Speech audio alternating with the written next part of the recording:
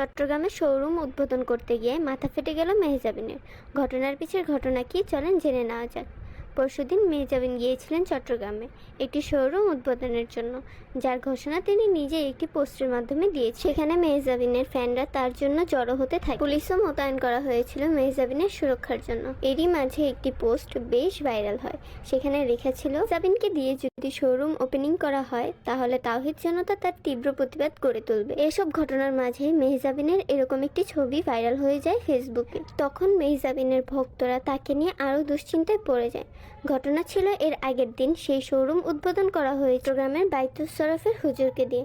ঠিক তার পরের দিন শনিবার মেহজাবিনকে দিয়ে শোরুম উদ্বোধনের কথা ঠিক হয়, যা অনেকেই হুজুরের অপমান মনে করতে থাকে।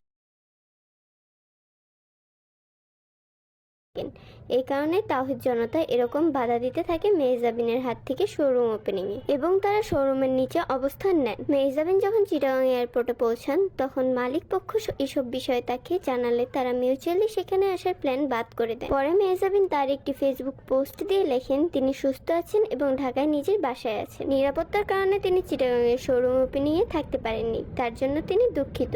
So that's it for today. Video ভালো লেগে থাকলে লাইক, শেয়ার এবং কমেন্ট করে পাশে থাকবেন। টাটা।